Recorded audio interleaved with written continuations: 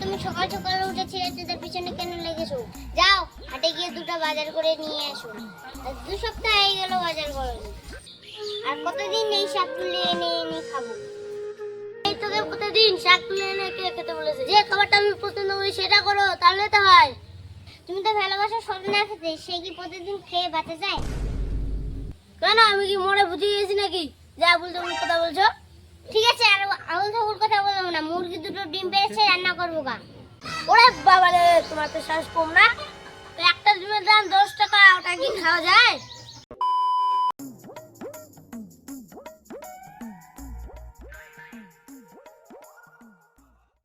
ভাই তুমি যে পারে বলে আসলে ডিম বিক্রি করে, বলছিলে যে ডিম আছে না খেয়ে নিয়েছো? দেখলি তো, বলতে বলতে খরিদ্দার চলে আসলো। যা ঘরে গিয়ে ডিম দুটো নিয়ে আয়। হ্যাঁ হ্যাঁ, আছে 2টো ডিম। তাহলে ওই 2টো ডিমে দাও।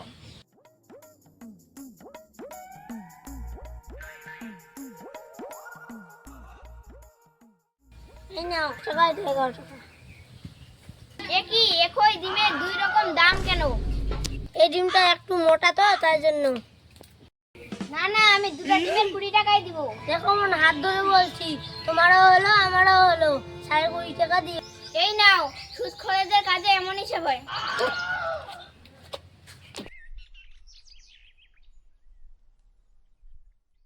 ও পবিত্র ভাই, বাড়িতে আসো নাকি? এই তো ভাই, আছি তো। মেয়ে জামাই বাড়ি যাবে তো, তাই 1000 টাকা সুদে নিব। আমার সুদের আর কেমন জানো তো? হ্যাঁ হ্যাঁ জানি, সবার থেকে তোমার 10 টাকার রেট বেশি। তুই যখন সবাই জানিস, দাঁড়া টাকাটা নিয়ে আসি। আয় না, তোর আর তোর বাপের নাম বল। আমার নাম হিরণ, আর আমার বাপের নাম বাবু। ঠিক আছে, ঠিক ঠিক সময় সুদে আসলে টাকাটা পাঠিয়ে দিবি। ঠিক আছে ভাই, পাঠিয়ে দেবো।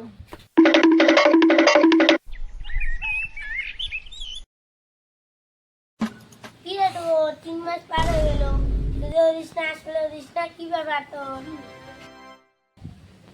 পবিত্র ভাই, তুমি এসেছো? আজ 1 মাস ধরে আমি বিছানায় পড়ে আছি, তার জন্য টাকাটা দিতে যেতে পারিনি।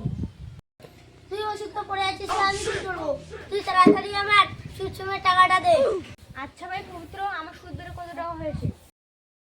তুই নিয়েছিলি 2000 টাকা, তো সুদ বেড়ে হয়ে গেছে 2500 টাকা।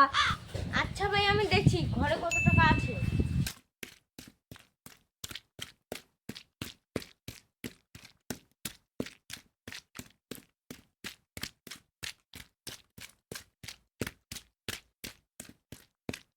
এটা ঘর পূজায় 2500 টাকা পেলাম। আর 5 টাকা? এটাই না, আমার কাছে আর নাই, এটাই মেন। সর্বনাশ, 5 টাকা কম, এটা মানা যায়? সবাই যদি 5 টাকা করে কম দেয়, অত ব্যবসাটা শেষ হয়ে যাবে। আমার কাছে টাকা না থাকলে আমি কি করবো, তুমি বলো। কি করবি মানে? আমি তোদের বাড়ি কষ্ট করে হেঁটে এসেছি, আর হেঁটে যেতে পারবো না। তুই 5 টাকার বদলে আমাকে আমার বাড়িতে ঘাড়ে করে নিয়ে চল। আচ্ছা ঠিক আছে, নিয়ে যাচ্ছি।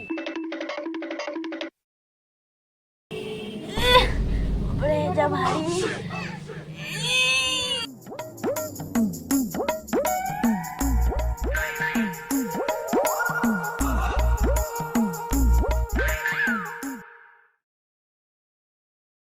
আচ্ছা ঠিক আছে ভাই, আমি তাহলে গেলাম। Okay.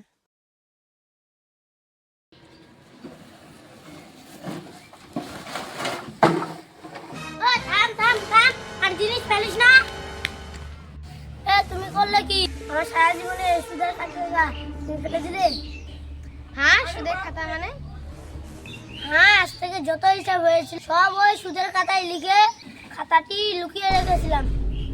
তুমি সুদের খাতাটা কেন লুকিয়ে রেখেছিলে? তুমি তো জানো আমি আজকে ঘর পরিষ্কার করব। হ্যাঁ,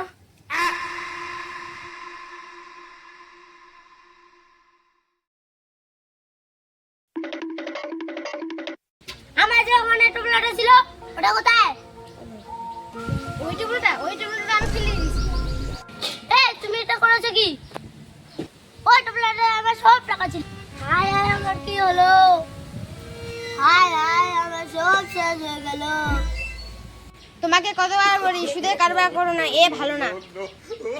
দেখলে তো তোমার সুদের খাতাটাও শেষ, টাকাও শেষ।